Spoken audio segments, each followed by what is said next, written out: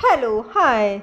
Welcome to all in my class. Friend, this is Archana Economica, जो provide कराता है economics, home science and general studies के all the content बिल्कुल free of cost.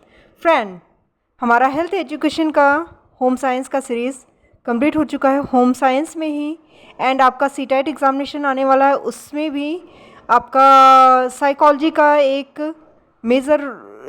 एक major role play करता है। Specially अगर आप सीटेट की भी तैयारी कर रहे हैं तो याद रखिए आपका 50% मतलब 50% क्वेश्चन आपके सीडीपी से ही आते हैं। चाहे आप इंग्लिश ले लीजिए, हिंदी ले लीजिए, आपका अगर आप साइंस एंड मैथ्स के हो तो उसको ले लीजिए, या आप सोशल स्टडीज़ के हो तो उसको ले लीजिए उसमें।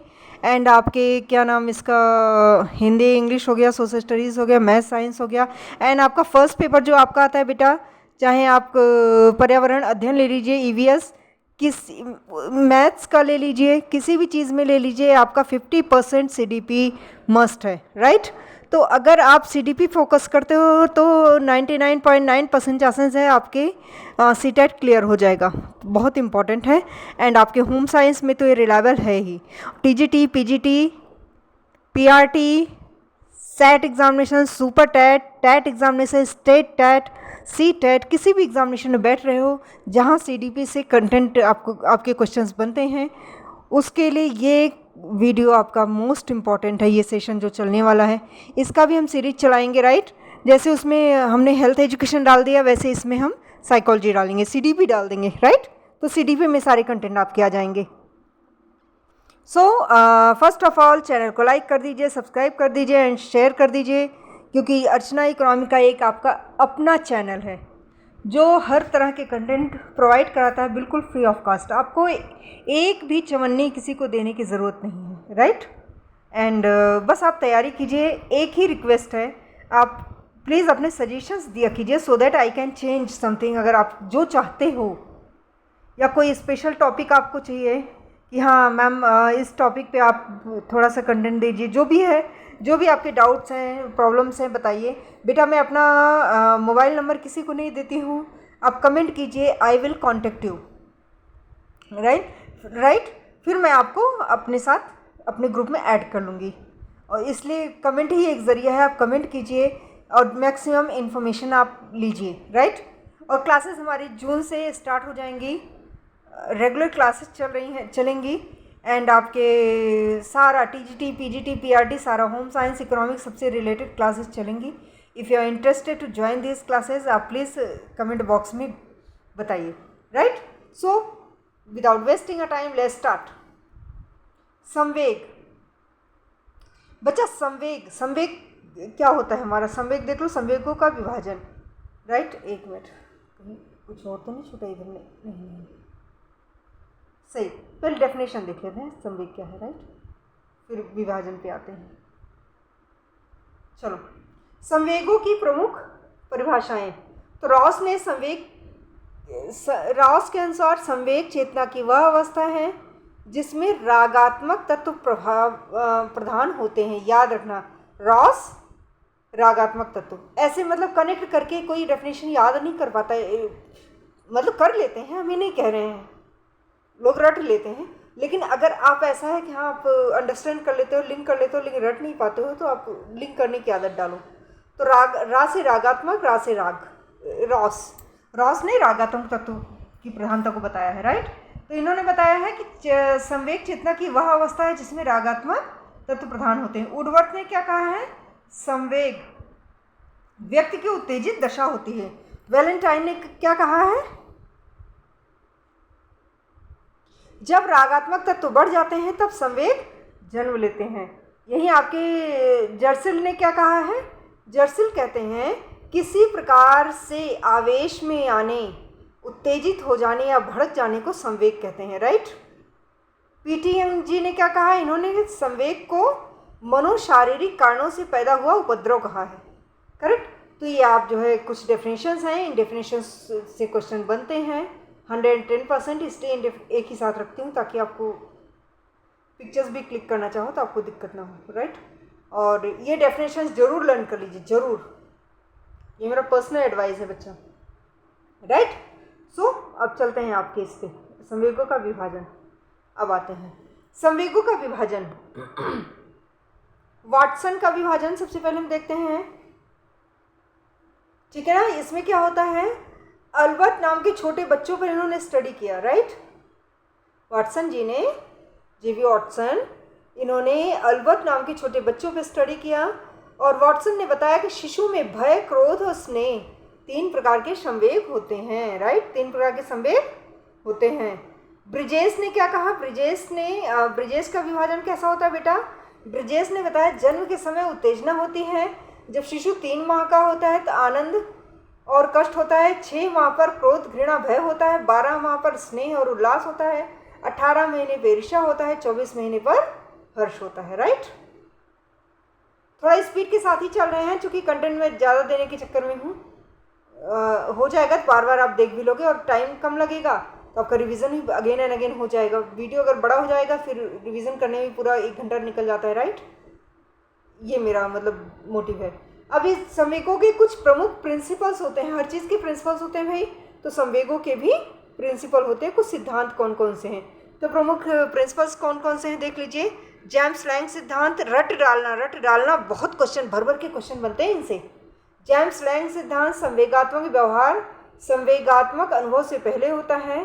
कैनन बोर्ड सिद्धांत, इसे संवेग का हाइपोथैलेमस सिद्धांत कहा जाता है, क्वेश्चन आ चुका है, सीटेट में भी आ चुका है, यूपी टेट में भी आ चुका है और आपके होम साइंस के उस सीडीपी वाले पार्ट में भी ये क्वेश्चन बन चुका है।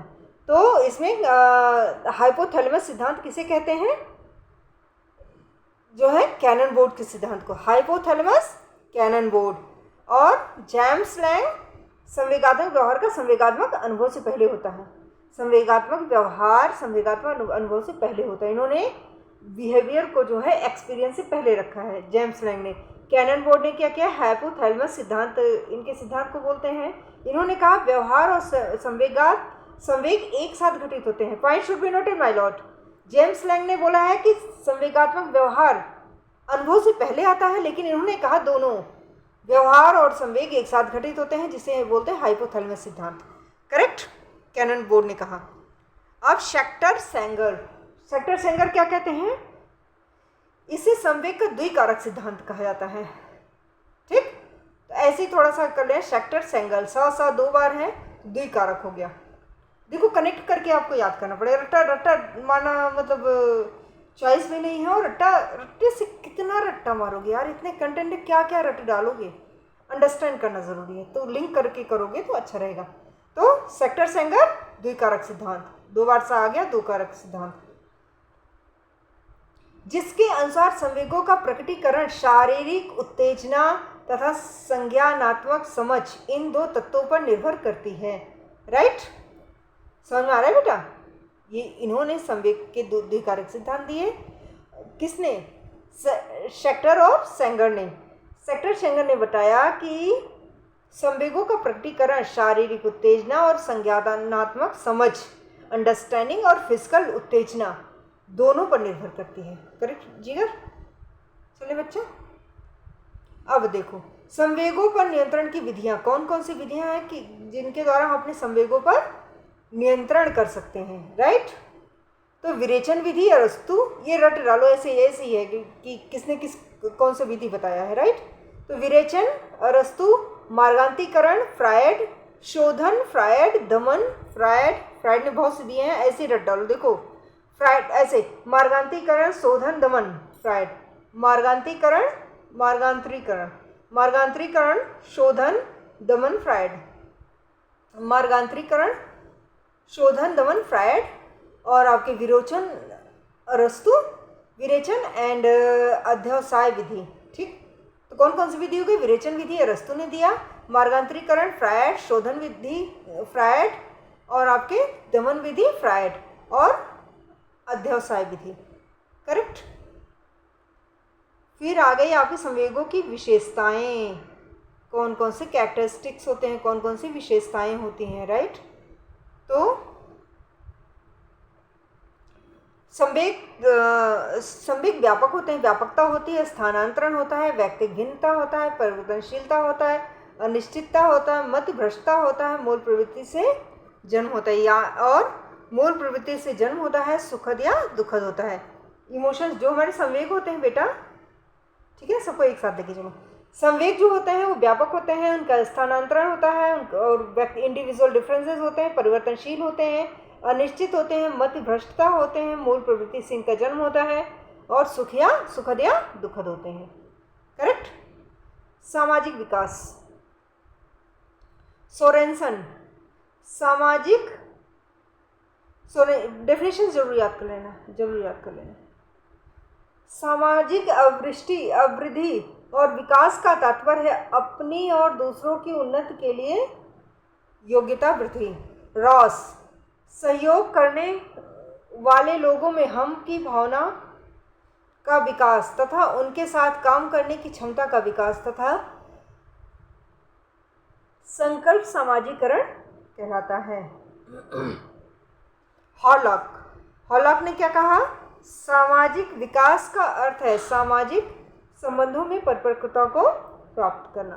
राइट, ये हमारे डेफिनेशंस हो गए सामाजिक विकास के। अब हमारा शैशवावस्था आ जाता है। शैशवावस्था में शारीरिक विकास। हॉलॉक ने शिशु की शैशवावस्था के विकास का निम्नलिखित वर्णन किया है। ये याद कर लेना कौन से माह में कितना, मतलब बच्चे का कैसा चेंजिंग होता है हॉलॉक के अनुसार।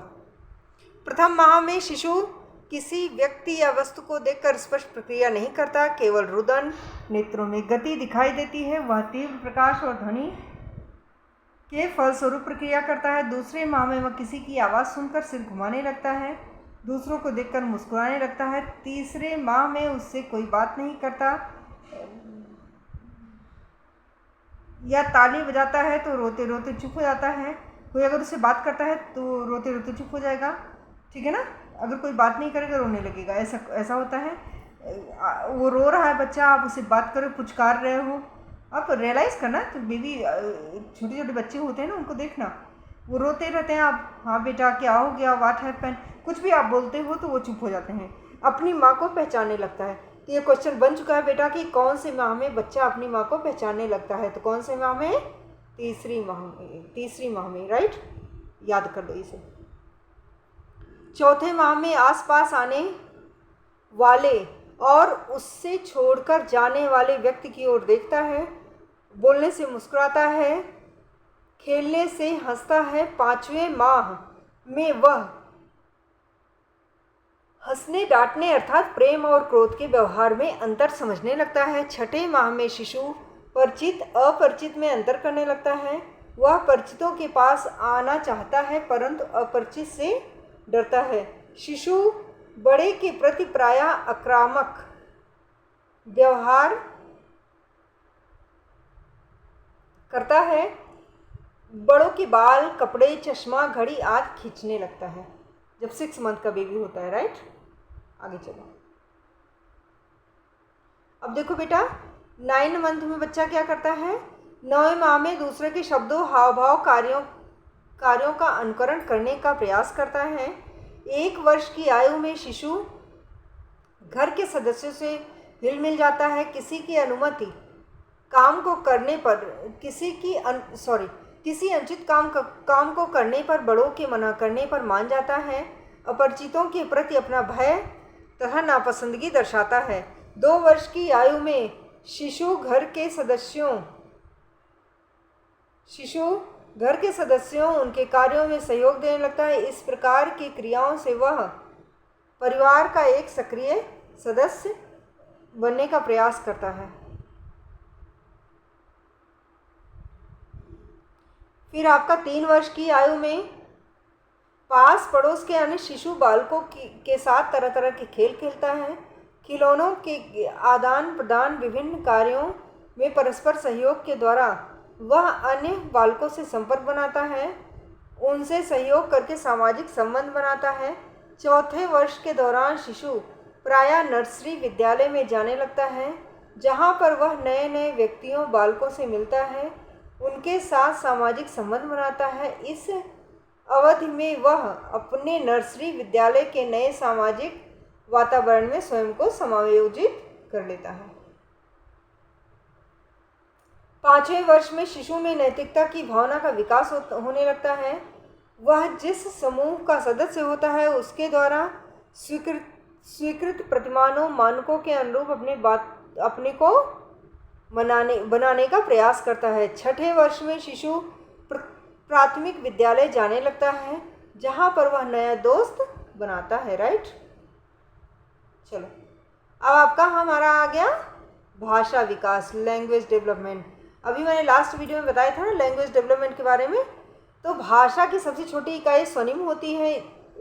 Point should be noted my Lord, question बन चुके हैं।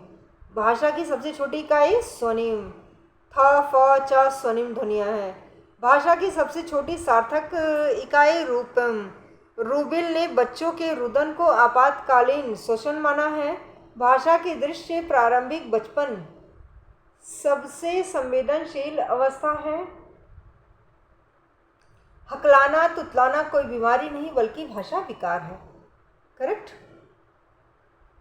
हकलाने को संवर्धित वाक द्वारा छुड़ाया जा सकता है, मतलब इस चेंजिंग हुई जा सकती। कोई बच्चा हकला रहा है, उसको प्रैक्टिस कराओगे बोल बोल के उसको अगेन एंड अगेन, तो वो प्रैक्टिस से जो उसका ये हैबिट छूट जाएगा।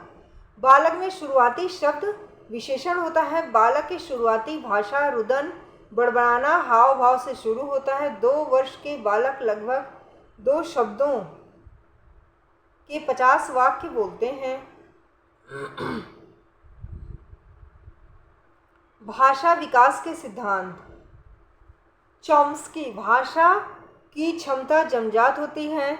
भाषा को ग्रहण करने के लिए हमारे पास भाषा ग्रहणक यंत्र होता है, एलईडी होता है। दुनिया की किसी भाषा को सीखने के लिए हमारे पास सार्वभौमिक व्याकरण संरचना यूजीसी जनरेटिव ग्रामर होता है। सभी बच्चे 1.5 से 2 वर्ष में बोलने लगते हैं। राइट। और भाषा का सिद्धांत किसने लिखा? नॉम चॉम्स्की ने। Point should be noted. जहाँ लैंग्वेज आ गया वहाँ चॉम्स्की टिक कर दो। और इन्होंने ही बताया ना कि एलईडी होता है हमारी भाषा में। जब ब्रेन के बारे में मैं आपको पढ़ा रही थी तो मैंने बताया था ना यहाँ लैंग्वेज का होता है, ठीक है ना। आप जाके स्क्रॉल करके देखना वीडियो। तब मैंने चॉम्स्की की चर्चा की थी कि उन्होंने जो है हमारी भाषा को एक डिवाइस के बारे में बताया कि एक डिवाइस हमारे उसमें होता है जो है जिससे हम भाषा ग्रहण कर लेते हैं। राइट। चलो, स्किनर का सिद्धांत है। स्किनर इस सिद्धांत को भाषा का वातावरणीय क्रिया प्रसूत अनुकरण सबलीकरण, याद रख लेना कितनी चीज़ें इनकी बोलते हैं। वातावरणीय क्रिया प्रसूत अनुकरण सबलीकरण सिद्धांत कहते हैं, जिसके 3 चरण होते हैं। पहला होता है अनुकरण, माता पिता द्वारा शब्दों का अनुकरण। राइट। सहचर्य, शब्द और वस्तु को आपस में जोड़ना। सबलीकरण, माता पिता सिर्फ सही सहचर्य को बढ़ावा देंगे। करेक्ट। अब यहाँ आ जाओ, भाषा का सापेक्षता का सिद्धांत। यह सिद्धांत ली वोर्फ ने दिया था। सापेक्षता ली वोर्फ, जिसका मानना है कि भाषा वस्तु सापेक्ष होती है। जिस भाषा में जो वस्तु होती है वहाँ इसके कई नाम होते हैं, लेकिन जहाँ वस्तु नहीं होती वहाँ 1 या 2 या कोई नाम नहीं होता, जैसे चाउमीन। करेक्ट। क्लियर। चलो, भाषा का परिपक्वता का सिद्धांत। यह सिद्धांत भाषा की श्रेणी से आता है, जिसका मानना है कि भाषा का विकास तभी हो सकता है जब बालक के भाषा प्रयोग में शामिल अंगों जैसे वाक्य यंत्र आदि परिपक्व हो जाएं। करेक्ट।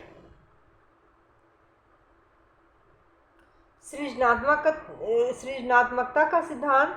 कोई नई वस्तु बनाना या नया विचार देना सृजनात्मकता कहलाता है। Innovation, creativity. राइट। कुछ नया चीज़ बनाना, नया विचार देना, नए थॉट्स क्रिएट करना, ये हमारे क्या बोलते हैं? इनको सृजनात्मकता बोलते हैं। क्रो एंड क्रो, सृजनात्मकता मौलिक परिणामों को व्यस्त करने की मानसिक क्रिया है। जेम्स टेबर, सृजनात्मकता वह मानसिक योग्यता है जिससे नवीन रचना या नवीन विचार का जन्म होता है। रूस, सृजनात्मकता एक मौलिक क्रिया है जो किसी भी प्रकार के कार्य में हो सकती है। करेक्ट। डी हान और हेविंगहर्स्ट, सृजनशीलता वह विशेषता है जो किसी नवीन व वांछित वस्तु के उत्पादन की ओर प्रवृत्त करती है। यह नवीन वस्तु संपूर्ण समाज के लिए नवीन हो सकती है अथवा उस व्यक्ति के लिए नवीन हो सकती है जिसने उसे प्रस्तुत किया। कोल एंड ब्रूस, सृजनशीलता मौलिक उत्पाद के रूप में मानव मस्तिष्क को समझने, व्यक्त करने तथा सराहना करने की योग्यता व क्रिया है। करेक्ट। सृजनात्मकता के कौन कौन से तत्व होते हैं बेटा, इसको आप जान लीजिए। तो सृजनात्मकता धारा प्रवाह होता है, सृजनात्मकता लचीलापन, उसमें लचीलापन होता है, सृजनात्मकता मौलिकता लिए हुए होता है, सृजनात्मकता का विस्तारण या व्याख्या होता है, विस्तारण और व्याख्या को लिए हुए होता है। ये इसके कुछ प्रमुख तत्व हैं। सृजनात्मकता के चरण, कौन कौन से चरण होते हैं, तो इसको देख लो, बहुत इंपॉर्टेंट है, इससे क्वेश्चन बन चुके हैं और आगे भी बनते रहेंगे। कि सीडीपी एक ऐसा सब्जेक्ट है जो कोई इससे करंट वरेंट तो है नहीं, है ना, तो एज इट इज़ आप अगेन अगेन बस एक बार कॉन्सेप्ट क्लियर कर लो, अगेन एंड अगेन बस क्विक रिवीजन करते रहो। ठीक। ग्राहम वेल्स ने सृजनात्मकता के 4 चरण बताए हैं। आयोजन, तैयारी, उद्भवन, सुप्तावस्था, उद्भाषण, प्रकाशन, सत्यापन, मूल्यांकन। दोनों याद कर लेना, क्योंकि जो है कभी कभी उद्भवन देता है, कभी सुप्तावस्था देता है, कभी आयोजन दे देगा, कभी तैयारी कर देगा, कभी उद्भाषण दे देगा, कभी प्रकाशन दे देगा, कभी सत्यापन दे देगा, कभी मूल्यांकन दे देगा। तो दोनों कर लेना ताकि कंफ्यूज मत हो। ठीक है ना। और उसमें तो इंग्लिश में तो एक ही होगा, राइट। आयोजन, तैयारी, राइट। उसके उद्भवन, सुप्तावस्था, उद्भाषण, प्रकाशन, सत्यापन, मूल्यांकन, ये 4 चरण ग्राहम वेल्स ने बताए हैं, राइट। फिर हमारे सृजनात्मक के स्तर कौन कौन से हैं। ठीक, स्तर कौन कौन से हैं बेटा, तो हमारे टेलर ने सृजनात्मकता के 5 स्तर बताए हैं। अव्यक्तात्मक सृजनात्मकता, उत्पादक सृजनात्मकता, अन्वेषणात्मक सृजनात्मकता, नवाचारी सृजनात्मकता और उद्यात्मक सृजनात्मकता, राइट। ये 4 चरण किसने बताए हैं, टेलर महोदय ने। सृजनात्मकता के सिद्धांत कौन कौन से हैं, तो बेटा सूच का सिद्धांत है जिसे गेस्टाल्टवादियों ने बताया था। अब आप कमेंट बॉक्स में बताइए गेस्टाल्टवादी कौन कौन से हैं, उनके नाम बताइए। गेस्टाल्टवादी इस सिद्धांत के अनुसार सृजनात्मकता अचानक ही पाई जाती है। प्रमस्तिष्क गोलार्ध सिद्धांत, इस सिद्धांत के अनुसार सृजनात्मक व्यक्तियों में दायां गोलार्ध प्रबल होता है जबकि तार्किक व्यक्तियों में बायां गोलार्ध प्रबल होता है। चलो,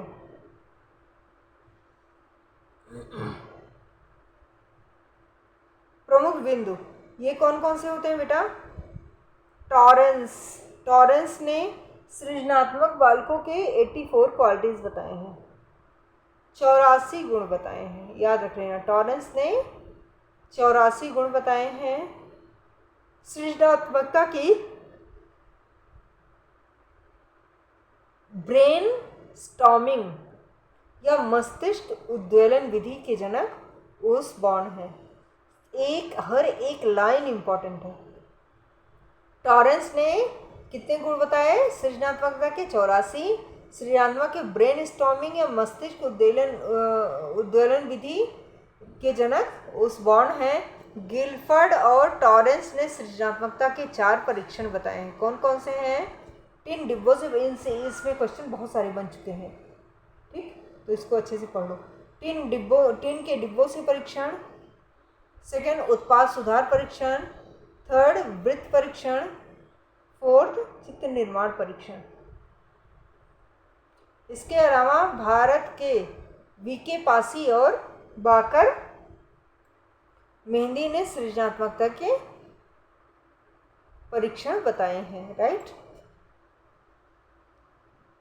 तो सृजनात्मकता परीक्षण के क्रमशः 6 और 4 परीक्षण होते हैं।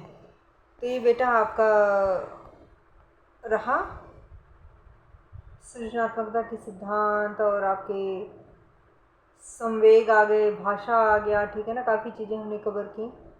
और मिलते हैं अपने नेक्स्ट वीडियो पर, तब तक के लिए हंसते रहिए, मुस्कुराते रहिए, स्वस्थ रहिए, मस्त रहिए, व्यस्त रहिए, ठीक है। और चैनल को लाइक कीजिए, सब्सक्राइब कीजिए एंड शेयर कीजिए, और अपने सजेशंस कमेंट बॉक्स में बताइए आपको कहाँ चेंजिंग चाहिए, क्या चीज़ चाहिए, क्या चीज़ आपको मतलब डिस्टर्ब ऐसा कर रहा है कि हाँ नहीं हो पा रहा है।